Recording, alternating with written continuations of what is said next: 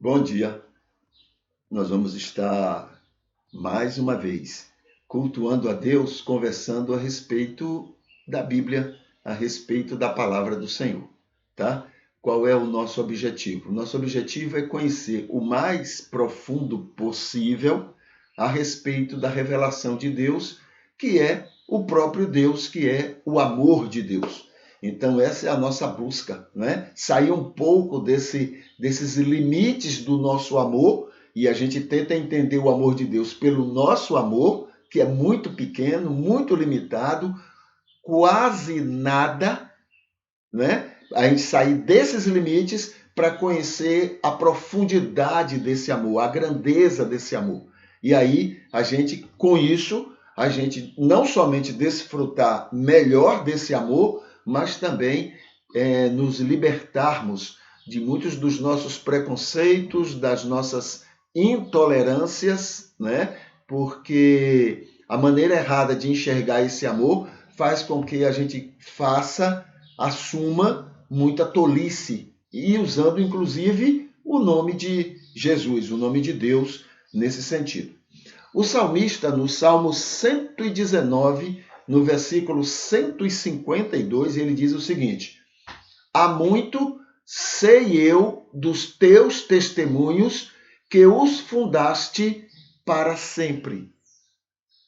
Há muito que eu já sei dos teus testemunhos, Senhor, não é? E que tu os fundaste, Senhor Deus, para toda a eternidade. É algo perfeito. Essa eternidade que está aqui, esse sempre, para sempre, não é só o sentido de nunca acabar, não. É da profundidade, não é, que os testemunhos do Senhor chegam, né, em relação à vontade de Deus para nós. Eu tenho lembrado sempre para que a gente também aproveite melhor a respeito disso que ele fez, que são os seus testemunhos, os seus ensinos, as suas orientações, para que a gente aproveite melhor, a gente compreenda do que se trata. Na verdade, é uma orientação do fabricante de como devemos usar melhor aquilo que somos, para poder aproveitar também melhor daquilo que temos disponíveis em nós mesmos, né? Disponível em nós mesmos para desfrutar nesta vida. Então, a paráfrase terapêutica para esse texto diz assim: somos bem-aventurados, pois o Senhor Deus, pela sua graça salvadora e por seu Espírito ajudador, tem nos feito saber desde há muito tempo a respeito de seus testemunhos, como verdades para sempre. Sempre soubemos disso, né?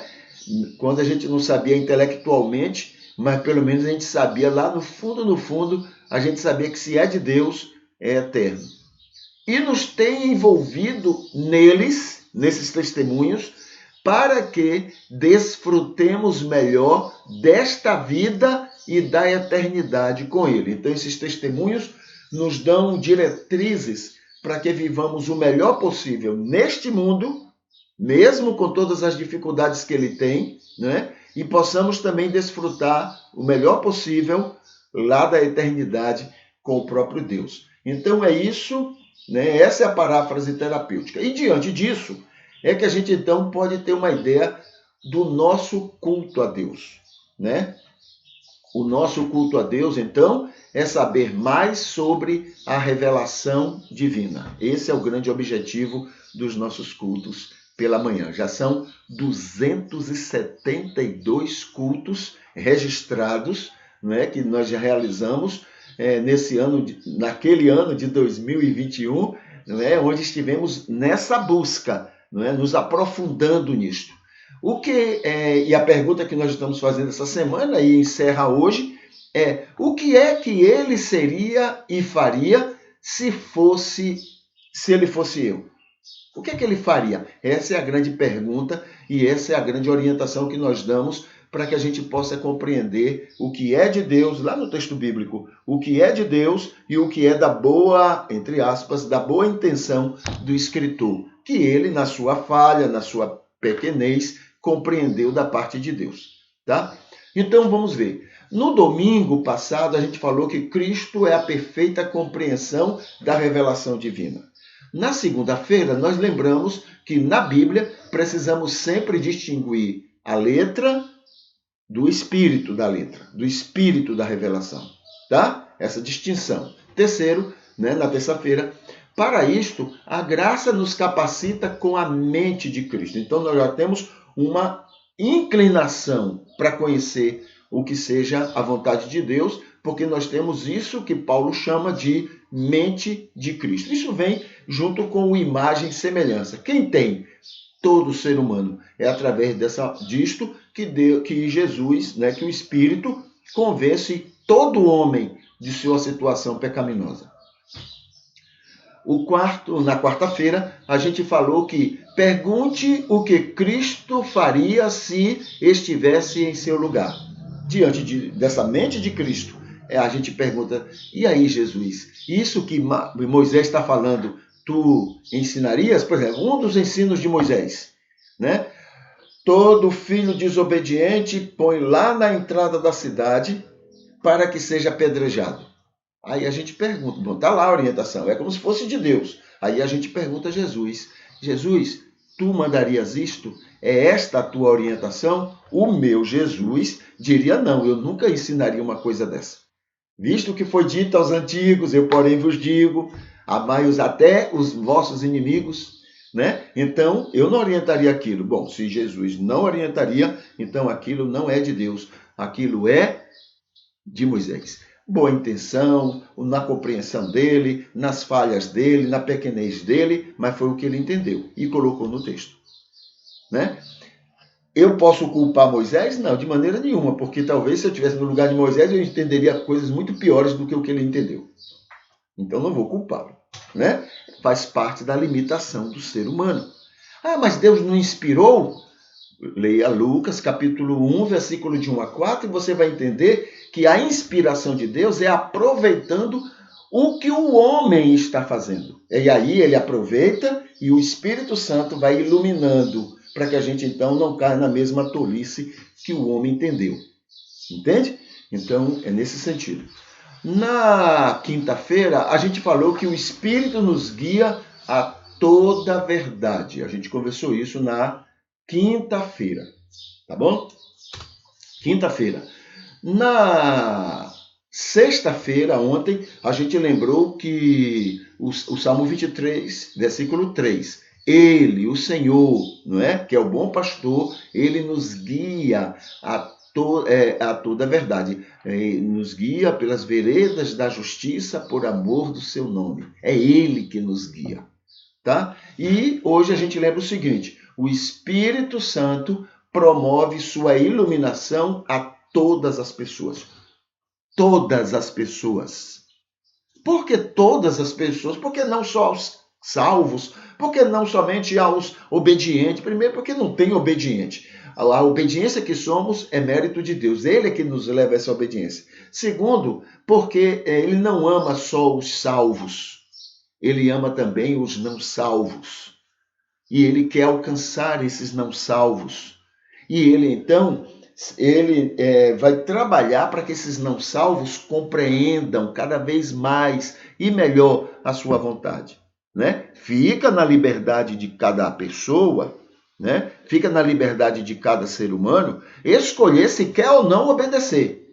Não é assim o imagem e semelhança? Pois bem, isso fica por conta da pessoa, mas a parte dele é o de dizer para as pessoas a respeito da vontade dele, para que as pessoas saibam. Ah, mas o cristianismo não está em todo lugar. O Espírito de Deus convence todo ser humano a respeito da questão do pecado. Todo ser humano. Isso aconteceu antes do judaísmo, durante o judaísmo, depois do judaísmo, antes do cristianismo, durante o cristianismo e em qualquer lugar onde não exista cristianismo.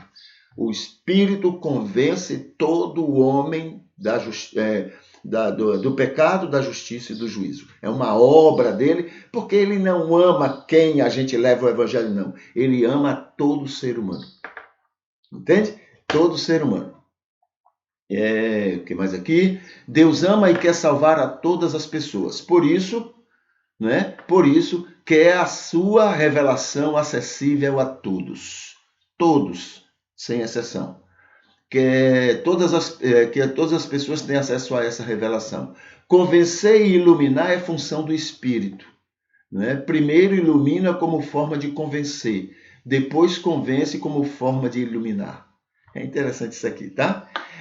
Tudo isto para todas as pessoas e qualquer pessoa, porque ele ama toda e qualquer pessoa sem nenhuma exceção. Tá? Ele não ama como a gente não. Ele ama, né, muito mais correto, muito mais profundo do que somos capazes de imaginar o que seja realmente esse amor. Tá? Muito bem, vamos aqui para o outro momento do nosso culto. Irmã Maria Arideia, muito bom dia para a irmã, tá? Continua orando. Agora começou o novo ano, continua orando para que Deus também continue abençoando a irmã e outros tantos nomes que eu tenho na minha lista, né? Eu sei que Deus abençoa muito mais do que a minha lista, né, de pessoas, muito mais pessoas do que a minha lista. Mas a minha lista, pelo menos, eu estou lembrando a Ele e sabendo que Ele já tem abençoado cada uma dessas pessoas. E a irmã faz parte dessa lista, tá bom? Aqui tem a nova estratégia, que é, né? E agora já começou o novo ano, né? A estratégia que começamos antes, que é o evangelho, estamos gravando, né? Realizando o programa, este culto, e gravando ele, né? Estamos fazendo isso aqui no Facebook, mas estamos armazenando ele lá no YouTube, tá? E aí toda pessoa que quer ir ao YouTube para ver algum programa anterior, então ele clica na imagem aqui no Facebook e vai lá para o YouTube, e lá o YouTube pede que ele assista, curta, comente e compartilhe. Essa faz parte da nova estratégia que nós estamos trabalhando para que muito mais pessoas sejam alcançadas. E aí precisa que, no mínimo, a pessoa curta aquele culto lá no Facebook, tá? Lá no YouTube, tá bom? Amanhã a gente já inicia uma nova estratégia em tudo isso, mas é dentro do horário normal, né, que já estamos acostumados. No texto bíblico, a gente vai conversar sobre ele. Nós estamos em João, capítulo 6, versículo de 1 a 21, tá? É sobre o sinal para mais de 5.000 pessoas. Aí vem o versículo 10 e diz: Disse Jesus, então, a quem? A Filipe, né? Porque Filipe trouxe aquele rapazinho e disse: Mas, olha, não, o dinheiro que temos não dá para comprar pão para todo mundo. E aqui tem um rapazinho, né? Filipe falando. Aqui tem um rapazinho que tem pães de cevada. São 5 pães de cevada e 2 peixinhos. Mas o que é isto para tanta gente? Não tem nem graça eu estar lembrando isso nessa oportunidade, né? Ele falando para Jesus, que perguntou: e agora, o que vamos fazer para alimentar esse povo? Disse Jesus: fazei reclinar-se o povo. Diga ao povo, a todos que estão aqui, e era muita gente, e quando fala mais de 5.000 pessoas, acreditam as pessoas que era muito mais do que isso, porque, primeiro, onde tem, no caso, questão religiosa, onde tem 10 homens, né, tem no mínimo 30 mulheres. Tá? Onde tem 10 homens, vamos usar aqui pelo número, onde tem 5 homens, né, nessa questão religiosa, para andar com Jesus, seguir Jesus, onde tem 5 homens, tem pelo menos 20 mulheres. Para cada 5 homens, 20 mulheres. Então, as mulheres são muito mais, fora as crianças que acompanham as mães e que são curiosas e estavam por ali. Acreditam algumas pessoas que quando fala de 5.000 pessoas, quase 5.000, é a ideia de homens que mais ou menos tinham ali. Né? Claro que é uma maneira de encarar, porque parte do pressuposto de que os judeus, não davam muita importância às mulheres, então contavam só os homens. Mas eu fico meio em dúvida quanto a isso. Acho que pode ter acontecido isso, mas acredito que não é bem assim, não. Acho que quando fala 5 mil, eram 5 mil mais ou menos, um pouquinho mais ou um pouquinho menos, mas era um número grande de pessoas que estavam ali, né, e diante de Jesus. Então Jesus olha para os discípulos que estão ali apavorados, sem saber o que alimentar. Então Jesus diz, olha, então faz o seguinte, aí está o rapaz com 5 pães e 2 peixinhos, e tem vocês com esse dinheiro aí, faz o seguinte, manda todo mundo reclinar, manda todo mundo sentar, né, aí né, e era lá no monte, lembra que é um monte? Então tá lá as pessoas e elas sentam pela orientação dos apóstolos, né? Aí diz aqui, ora, naquele lugar havia muita relva, reclinaram-se aí, quer dizer, sentaram-se, né? Pois os homens em número de quase 5 mil. Então, como eu disse, muitos usam essa questão de homens aqui, quase 5 mil, né? Então haveria muito mais mulheres. Pessoalmente, eu acho que os 5 mil tem a ver mais com o todo, né? Porque uma montanha não daria, digamos, 5 mil homens e 30 mil mulheres, dariam aí 35 mil pessoas, né? Então estariam espalhadas ali, cobriria quase a montanha toda. Né, esse número não seria um número equivalente ali em Tiberíades, não é? Não seria um número equivalente, talvez isso aí fosse um número maior do que os próprios moradores da região. Mas não faz diferença, então, a gente só está especulando números, né? Não faz diferença se tinha 100 mil, se tinha 50 mil, se tinha 30 mil, se tinha 5 mil, não faz diferença. Não é isso que é a grande importância do texto. No versículo 11, Jesus então tomou os pães e, havendo dado graças, repartiu-os pelos que estavam reclinados, e de igual modo os peixes, quanto eles queriam. Então, fartou, né? Era número além, o tanto de pães quanto de peixes, a multiplicação foi um número além das pessoas, chegaram talvez a repetir, e ainda assim sobrou alimento, né? Então, é isso que é o importante, né? Daquela quantidade de pães que tinham, daquela quantidade de peixinhos que tinham, o que chegou a ser produzido, né, por Jesus para atender aquelas pessoas que estavam ali com ele, né? E aí tem todo esse interesse de Jesus. Poderia chegar para o povo e dizer assim, queridos, agora vocês podem ir para casa, porque agora eu vou para casa também comer, como ele deve ter feito em outros muitos momentos. São 3 anos de ministério. Cada ano tinha 365 dias, né? Então, provavelmente fez isso muitas e muitas vezes. Naquele dia, ele resolveu alimentar, não é? Provavelmente teve um segundo dia que ele resolveu alimentar as pessoas com o que tinha. E aí ocorreu o que aconteceu. Tá bom? Então, a gente fica aqui no versículo 11 desse texto. Vamos aqui para bem-aventuranças. Vamos conversar um pouquinho sobre bem-aventurados, né? Quando Jesus fala sobre essa questão dos bem-aventurados. Deixa eu colocar aqui nos comentários. Deixa eu ver, não foi ainda. E agora foi. Então vamos lá.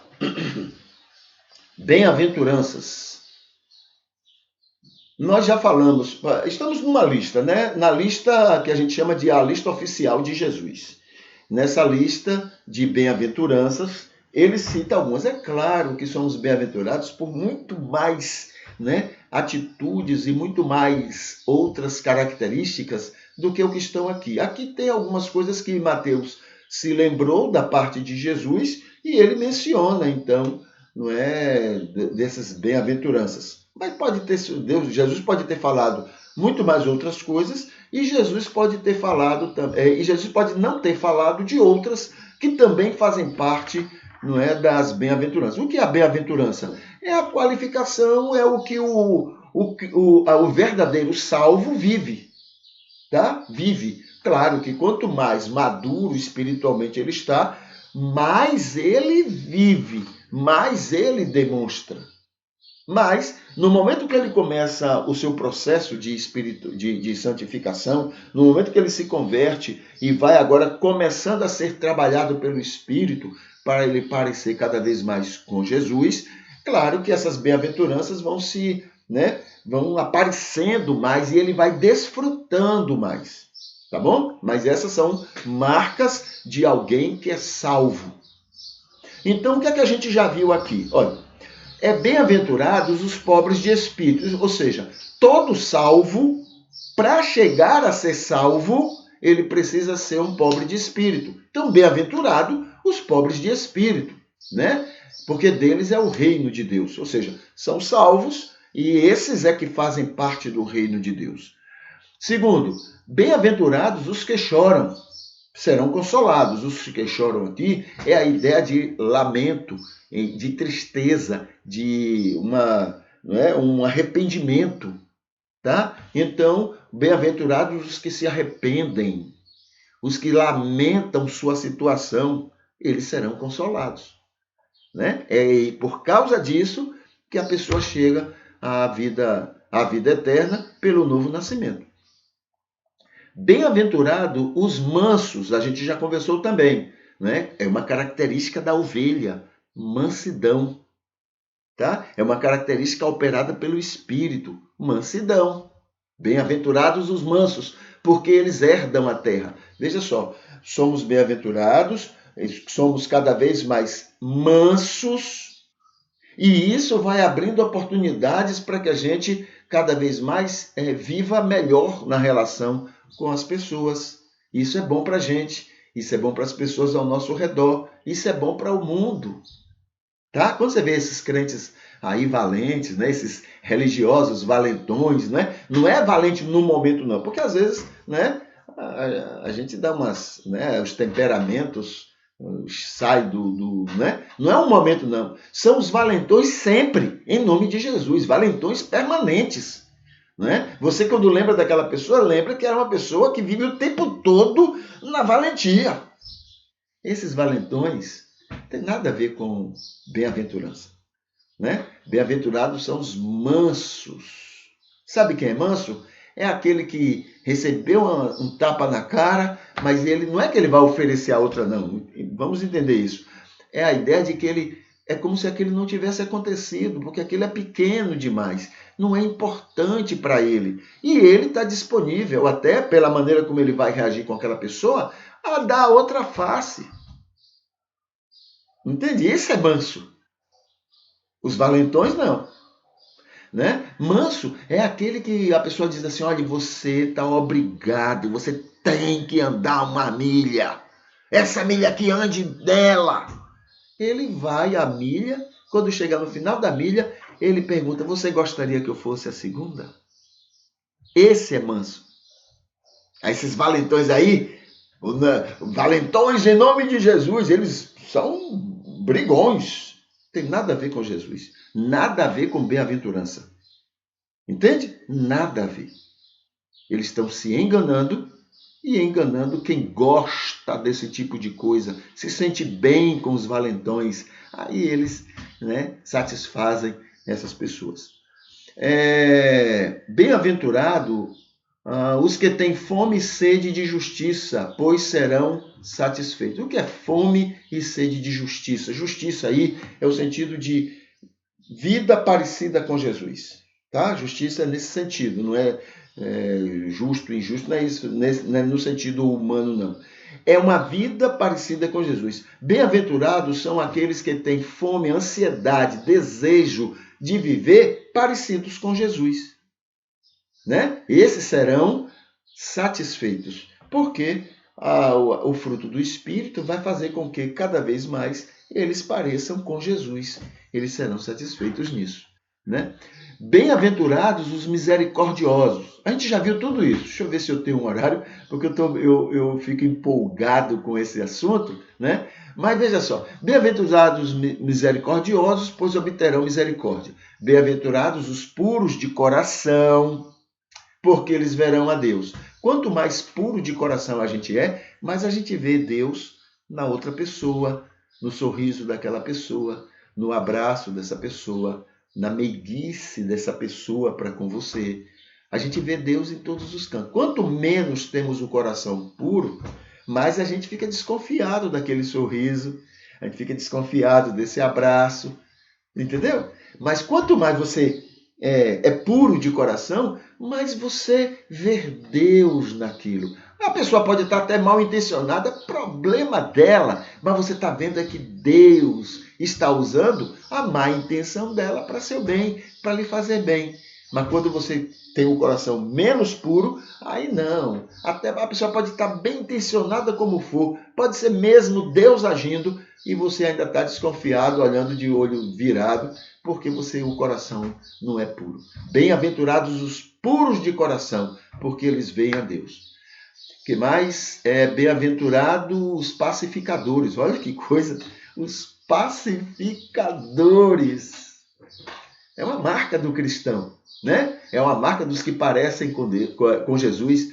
Aí, né? Parece com Jesus? Então, olha, bem-aventurados os pacificadores, pois serão chamados filhos de Deus. Filhos de Deus. Essa é uma marca de quem é trabalhado pelo Espírito. Hoje a gente vai ver no versículo 10. Bem-aventurados os que... é muito importante a gente guardar isso, tá? Talvez até eu vou deixar para a próxima semana também, porque é fundamental, queridos, que a gente tenha isso bem claro, porque há uma confusão muito grande no coração das pessoas a esse respeito. Bem-aventurados os perseguidos por causa da justiça. Lembra que eu falei que a justiça? Justiça é a vida parecida com a de Jesus. Entendeu? É a vida parecida com a de Jesus. Isso é justiça. Então veja, bem-aventurados os perseguidos por causa da justiça, pois deles é o reino dos céus. Né? Então vamos ver aqui. Primeiro, perseguido. O que é ser perseguido? Perseguido é tudo aquilo que faz você perder alguma coisa, ou que lhe obriga a perder alguma coisa, ou lhe faz alguma coisa. Então, eu anotei aqui. Os que sofrem um preço por causa dessa justiça, os que sofrem qualquer preço, grande ou pequeno, né? Os que perdem algo que já possuíam, perdem por causa da justiça, ou seja, perdem até amizades, perdem até oportunidades. E esses são perseguidos. Os que deixam de ganhar alguma coisa porque estão vivendo a justiça, deixam de ganhar, também é perseguição, né? Os que sofrem tudo isto entre os seus parentes, seus amigos, sofrem porque está vivendo uma justiça do Senhor, agradável a Deus. Os que sofrem tudo isto na relação com outras pessoas, fora do seu convívio, então sofre em relação a elas porque está querendo viver uma vida parecida com a de Jesus, né? Os que sofrem na relação com outros, né? Os que sofrem tudo isto até entre irmãos religiosos. Acredita? Pois acontece muito. O joio, ele é um auto-perseguidor dele mesmo e do trigo. Entende? O joio é o cão dentro de uma igreja. Então ele persegue ele mesmo, e já que ele se persegue, agora ele vai perseguir os demais. Entende? E isso acontece muito. Isso é ser perseguido, né, por causa da justiça. Agora vamos ver sobre justiça. Por causa da justiça. O que é isso? Né? Porque imitam Jesus. Bem-aventurados os que são perseguidos porque imitam Jesus. Vamos ver aqui alguns aspectos. Mas sofrem porque muitos, veja só, muitos sofrem porque não imitam Jesus, dizendo perseguidos, né? Aí eu coloquei aqui alguns exemplos. O exemplo, por exemplo, não sei se já ouviram falar do tal irmão André. É um grande exemplo do que isso é, não é? Eu estou sendo perseguido porque eu estou por causa da justiça. Não, não é conversa, é mentira. Aliás, a marca dos cristãos, não é de agora não, é de toda a história da humanidade, uma das marcas do cristão é a mentira. Nós somos extremamente mentirosos. A gente mente o tempo todo, né? Só para você ter uma ideia, né? Tem pastores que proíbem, isso eu escutei, não vi não, tá? Mas só para você ter uma ideia, pastores que proíbem os membros de assistirem televisão, mas eu fiquei informado de um ou alguns que tem a televisão dentro do guarda-roupa, abre o guarda-roupa, assiste o que quer e depois fecha o guarda-roupa e ninguém sabe que ele tem aquela televisão. Somos extremamente mentirosos. A gente mente para a gente mesmo, quanto mais para os outros. E tudo em nome de Jesus, em nome de Deus. A gente mente demais, né? Outro dia eu vi uma história interessante, deixa eu ver se eu tenho horário, não tenho não. Mas a historinha é essa, assim, você é igual a melancia, semente demais, semente demais. É o cristianismo, né? Não é o cristianismo de Jesus, não. É o cristianismo joio, né? O cristianismo joio é mentiroso, porque o joio não é trigo. Então, esse cristianismo mente o tempo todo. E aí fica para o mundo que o cristianismo todo é mentiroso. Por quê? Porque sabe o que é?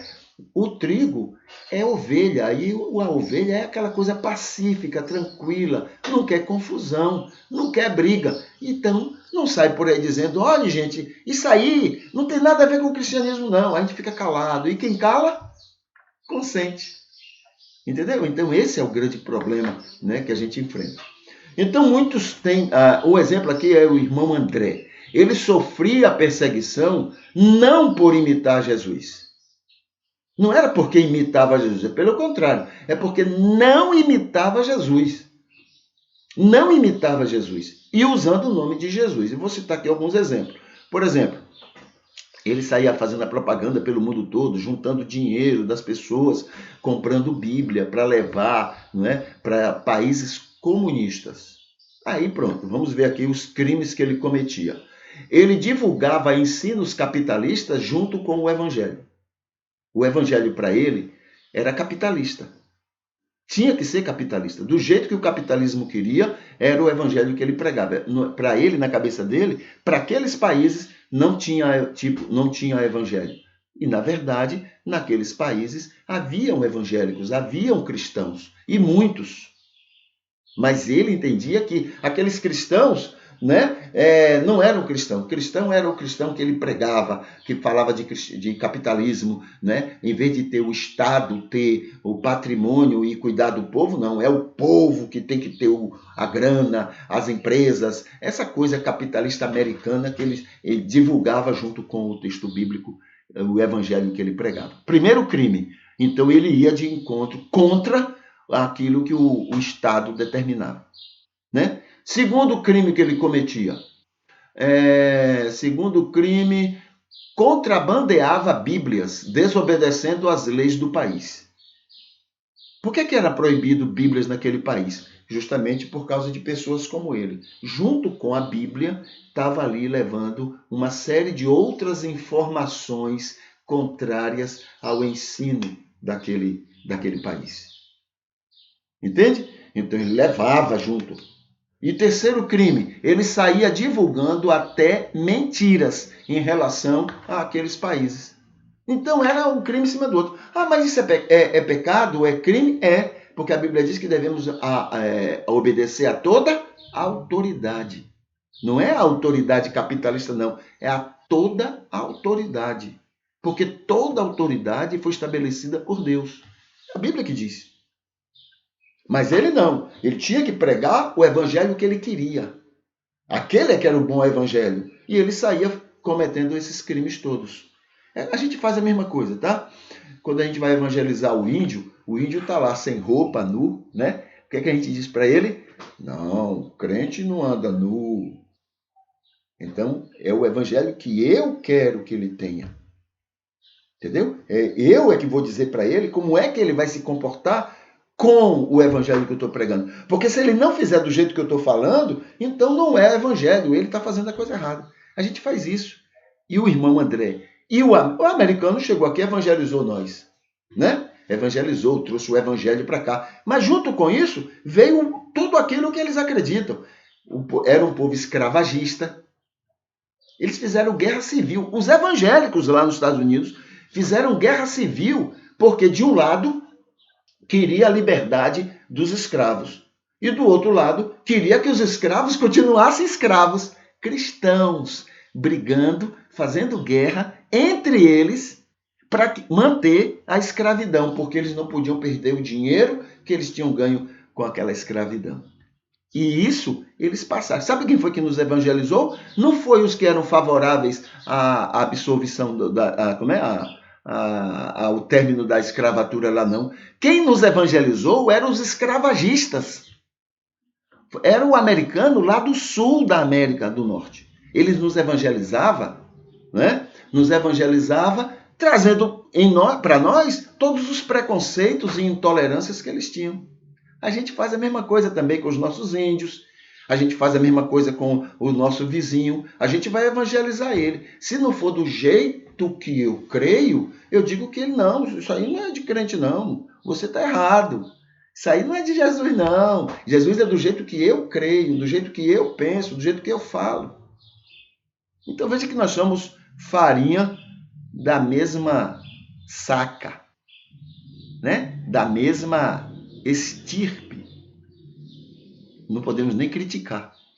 A gente pode criticar, então, a gente mesmo, né? Porque somos iguais. Aquilo que irmão André fazia, eu acho que ainda faz, viu?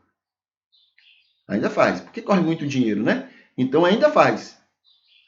E nós também fazemos de alguma forma. E se tivéssemos no lugar dele, faríamos a mesma coisa, cometeríamos os mesmos crimes, usando o nome de Jesus. Entendeu? Então, esse negócio de dizer que estou sendo perseguido por causa do... Por exemplo, nós temos pregadores aí na televisão que vão lá e escurraça a gente, fala mal de gente, xinga, né? É exagero, mas mostra todo o ódio contra pessoas. Aí começam a agir contra ele. Eles não, estão perseguindo o evangelho. O evangelho não. Estão perseguindo quem não é do evangelho e está usando o evangelho. Porque quem age pelo evangelho não faz aquilo. Você já viu alguém perseguir, bater em cachorro morto? É a mesma coisa de perseguir verdadeiros cristãos. Porque, veja só, se você bater numa face, ele lhe dá outra face. Verdadeiro cristão. Se você obrigar ele a andar 1 milha, ele anda 2. Quem vai perseguir gente assim? Compreende? Seguiu Jesus, obedeceu Jesus, fez o que Jesus fez. A vida é muito mais tranquila. Você perde muito, mas a vida é mais tranquila, né? Então, muito bem. Por causa da justiça é ser perseguido por parecer com Jesus. Ama todos, veja só, alguém persegue esse tipo de gente? Olha, ama todas as pessoas, sem preconceitos, sem intolerâncias, sem desrespeito. O verdadeiro cristão é tudo isso, né? É um bom cidadão, paga impostos. Jesus não disse, dá a César o que é de César e a Deus o que é de Deus? Paga impostos, né? Ajuda os vulneráveis e tem paz com todos, porque é cristão, segue Jesus. Quem vai perseguir esse tipo de gente? Esse cristianismo não é perseguido em lugar nenhum do mundo. Perseguido é aquele que usa o cristianismo para se comportar como anticristão. Aí é diferente. Entende? Aí tem, deles é o reino dos céus. São os verdadeiros salvos, guiados e melhorados pelo Espírito, né? Porque, inclusive, o Espírito opera nele o fruto do Espírito. Tá? E o fruto do Espírito dão características a ele que vão se assemelhar cada vez mais com Jesus Cristo. Ok? Isso são as bem-aventuranças. Incômodos. Que horas são? Deixa eu ver. 8 horas. 8 e 9, né? Então, incômodos, a gente ia conversar aqui, o cristianismo deve exigir mais melhorias no SUS. Isso deveríamos fazer. Em vez de a gente ficar ameaçando, né? Tem líderes nossos, evangélicos, que vão para a televisão e dizem assim, se o STF, se o Supremo Tribunal Federal não fizer do jeito que a gente quer, a gente vai orar para atrapalhar, para prejudicar a vida dos ministros. Se os senadores não votar naquilo que a gente quer, nós vamos orientar o voto dos evangélicos para votar contra ele na próxima eleição. A gente fica ameaçando. A gente que eu digo é o cristianismo que o mundo está conhecendo aí. É um cristianismo amargo, é um cristianismo ameaçador. A gente bateu numa face, a gente diz, prepara que a gente vai bater na outra, na sua face. É assim que a gente está trabalhando. Isso não é cristianismo, não. Isso é do diabo, mas no cristianismo, não. A gente fica ameaçando. Muito bem, poderíamos usar, né, imitar Jesus, fazendo o seguinte, em vez de ficar ameaçando as pessoas, ameaçando quem não é do jeito que a gente quer, ameaçando quem a gente não, segundo a gente, né, está agindo contra Jesus, em vez da gente ameaçar, a gente poderia estar se organizando de maneira pacífica, de maneira ordeira, de maneira cristã, para poder nos colocar para o mundo que nós não concordamos com o que estão fazendo com o SUS. Sabe o que eu vi agora recentemente, lá no Rio de Janeiro? Pessoas deitadas de dor, sofrendo de dores, lá na porta dos postos de saúde ou da UPAs, não sei, estavam lá deitadas no chão porque não havia vagas, não havia profissionais para cuidar deles. E onde é que está esse pessoal? Não tem. Porque o dinheiro que era para ser aplicado no SUS para cuidar do povo, esse dinheiro está sendo usado para jogar na mão do Centrão, aquele bando de deputados que tem lá, para poder dar apoio ao presidente ou ao governo. Entende? O dinheiro, em vez de ir para quem realmente está precisando, está indo para a mão do Centrão, porque o Centrão precisa de dinheiro para fazer campanha, para poder dar para as pessoas que eles estão querendo. O dinheiro não está indo para quem. Então isso deveria nos incomodar. Não ficar ameaçando ninguém, mas ter uma organização, ou sermos um povo cristão de verdade e nos organizar para dizer, nós não concordamos, gente. É preciso direcionar tudo que tiver aí para facilitar o SUS, para que ele faça o papel dele, para que seja bênção na vida das pessoas. Aquilo não é coisa digna, não. Ali são pessoas que Deus ama. E nós, com o nosso silêncio e dando o nosso apoio, nós estamos permitindo que as pessoas que Deus ama fiquem ali, jogadas no chão, porque não tem. O Estado deveria estar cuidando do SUS para fazer um serviço maravilhoso, abençoador, como está na Constituição para ser feito. Mas não, isso não nos incomoda. A gente não liga para isso não, mas estamos aplaudindo o dinheiro ser direcionado para o bolso, do Centrão. Isso deveria nos incomodar, tá? É isso que eu queria chamar a atenção hoje. Se somos cristãos, não dizemos ser, então está na hora da gente agir dessa forma, incomodados. Não porque o STF ou porque os deputados votam ou fazem alguma coisa que nós não concordamos. Não é isso, não. Devemos estar inconformados porque o povo, os amados de Deus, estão sendo maltratados, lá no SUS, que a Constituição diz que é para cuidar igualmente de todos. Isso deveria nos incomodar, Isso deveria ser motivo de muito culto de oração. A gente orar, Deus, acorda esses políticos para que eles realmente zelem das pessoas que tu amas, das pessoas que tu queres o melhor para elas. Acorda esse pessoal. Tira essa ganância do coração deles para que eles possam estar atentos às necessidades das pessoas. Tá bom? Então, isso deveria nos incomodar. Deixa-me ver aqui, eu tenho. Então, vamos lá para o Facebook, vamos ver o que tem no Facebook, que a gente pode fazer algumas reflexões nessa oportunidade, tá? Vamos ver aqui. Esse é o culto de hoje. Aqui nós temos a Juliana. Juliana, bom dia. Feliz ano novo também para você, Juliana.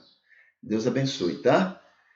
Muito bem. Então tem aqui o culto de hoje. Ele está curtido até agora por Maria Arideia, tá? Essa já curtiu o culto de hoje. O dia de hoje, que é 1º de janeiro, então tem o seguinte: janeiro é o mês branco pela atenção à saúde mental, tá? É o mês branco. E o mês roxo pela atenção, prevenção e tratamento da hanseníase, tá? Da lepra de antigamente, tá? Hoje, dia 1º, é dia de Ano Novo e dia da confraternização universal. É o dia da boa convivência com o meio ambiente no Rio Grande do Norte e da flora goiana, lá em Goiás. É o Dia Nacional do Código Penal desde 1942. É o Dia Continental do Departamento da Sociedade. Da Sociedade e Infantil.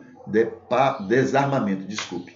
Do desarmamento da sociedade e do desarmamento infantil. É o Dia Mundial da Paz, internacional de todos os esforços pela paz entre as nações. Tá bom? Então, esse é o dia 1º de janeiro. Aqui tem algumas orientações de como fazer o dia, né, fazer a vida melhor, tá? Aqui tem um linkzinho, esse link fala tudo que é um local onde tem todos os registros, todos não, mas as principais mortes de pessoas neste mundo, nesse dia, os principais nascimentos, né? Ou seja, principal aquelas pessoas que, digamos, contribuíram muito, né, para o bem da sociedade. E os eventos que ocorreram nesse dia. Aqui tem um vídeo estudo, né, sobre temas cultuais. Aqui tem um banner convidando para o nosso culto matutino e o que em cada dia, né, nós temos comentado, conversado nessas oportunidades. Aqui tem o estudo, né, um curso de psicanálise. Aqui tem um curso de terapia familiar. E aqui um curso de vença a rotina nociva conjugal, tá? A vida conjugal, um curso muito bom. Aqui tem um banner sobre igreja é um hospital, tá? Aqui tem um comentário, né? Um comentário sobre aqui deveria ter em cima onde é que está o estudo desse tema. Esse tema é um tema que a gente analisa, né, da Alemanha. Aqui no caso, a Alemanha reconhece o genocídio, né, na colonização da Namíbia. Ela reconhece uma coisa que é óbvia, que aconteceu muito. Os países, entre aspas, né, os países protestantes e católicos também da Europa invadiram a África e tiraram, exploraram tudo que podiam daquele continente. Tudo. Roubaram, assaltaram, roubaram gente, sequestraram gente, tudo que você imaginar fizeram naquele país. Aí, de vez em quando, surge, a Inglaterra já fez isso algumas vezes, a Alemanha já está fazendo aqui também nessa reportagem, reconhecendo que fez isso mesmo, genocídio. Foi uma matança em nome de Jesus, né? Malditos evangélicos, né? Malditos evangélicos. Na história da humanidade a gente tem dado prejuízo grande, né? Então, invadiram. Aí diz assim, não, os países evangélicos são exemplo de desenvolvimento, né? Porque vejam lá, os países da Europa, como eles são de primeiro mundo. Quando vão ver por que são assim ricos, é porque roubaram demais dos países que eles exploraram.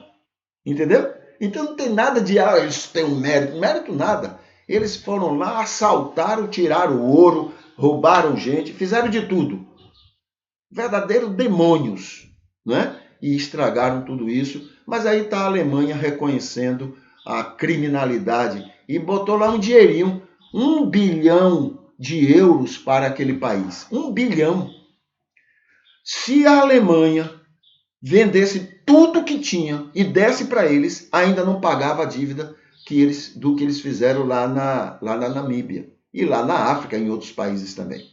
Entende? 1 bilhão é só para deixar a consciência. Sabe aquela coisa que rico faz? Ele tira tudo seu, depois vai lá e ele dá um tostão. Só para poder a consciência dele ficar tranquilo. Entendeu? Ele vai lá, ajuda as entidades, para a consciência dele ficar tranquila. Porque a miséria existe por causa deles. Por causa deles.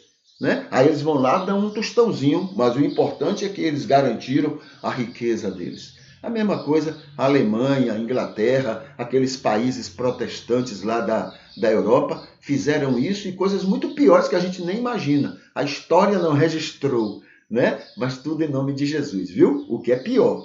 Né? Aí eu vou repetir o que um escritor falou, C.S. Lewis. Ele disse assim, dos homens maus no mundo, entre os homens maus do mundo, os religiosos são os piores. Os homens maus religiosos são os piores.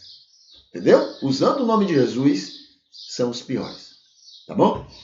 Aqui tem a plataforma do Psicalme, né? A plataforma do Psicalme. Aqui tem um estudo sobre Deus Pai, né? De todos. Muito interessante esse estudo, está dentro da declaração doutrinária.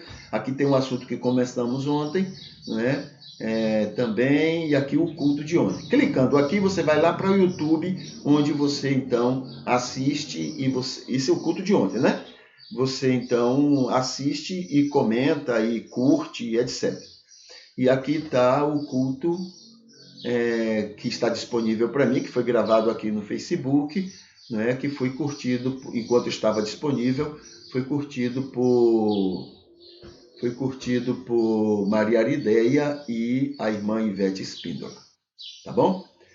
Ok, saindo aqui do Facebook, a gente vai agora lá para a nossa oração, né, o nosso poema para esse culto de hoje. Então, deixa eu preparar aqui, a gente vai ler esse poema que ele expressa aquilo que gostaríamos de falar para Deus. Ele diz assim, querido Senhor, nosso Deus, te exaltamos com grande alegria do nosso coração, por mais um culto que a ti prestamos nesta manhã, pela oportunidade que temos de te conhecer melhor, de conhecer a tua revelação de amor maior, de termos este desejo de viver-te ao nosso redor. Agradecemos por estar nos livrando de nós mesmos, Senhor, dos nossos preconceitos que são muitos, graves e medonhos, das nossas prepotências que são terríveis até contra nós mesmos, né? Até contra ti, contra tuas vontades, contra teu amor. Prepotências malignas que muito te entristecem, Senhor. Imploramos, com nosso desejo de te agradar, como sendo este o maior anseio de nosso coração, que sejamos como Cristo e sua misericórdia, aceitando as pessoas exatamente como elas são, que tenhamos muito prazer nisto, custe o que nos custar, mesmo que tenhamos que a outra face sempre dá, mesmo que tenhamos que uma segunda milha ter que andar, que tenhamos prazer de pagar o preço que for para amar todo mundo sem exceção, almejando agradar a tua vontade e o teu imenso amor. Senhor Deus, nos faça inconformados com as injustiças, que aprendamos a ficar do lado dos sofridos, dos injustiçados, que abandonemos nossos orgulhos e vaidades e fiquemos como Jesus ao lado da adúltera, dos rejeitados e de todos que sofrem com toda hipocrisia sociais e religiosas. Todos que sofrem, até com os que usam o teu nome para agirem com preconceitos e intolerâncias perniciosas. Te agradecemos pelos aniversariantes de hoje, imploramos por conforto aos enfermos teus amados e te exaltamos por este culto e pelos que assistirem ele, pelos que se oferecem para apoios e sustento dele.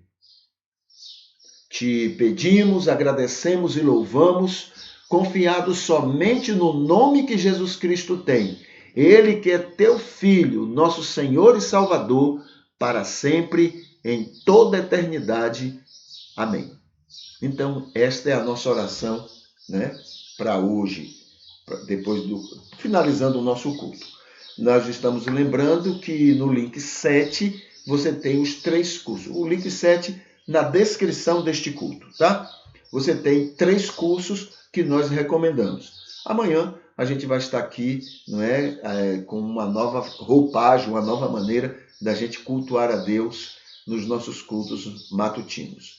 Hoje é um ótimo dia para repensar sua vida com seu passado, tá bom? Se coloque com Deus e veja o que é que pode ser melhorado em relação a seu passado.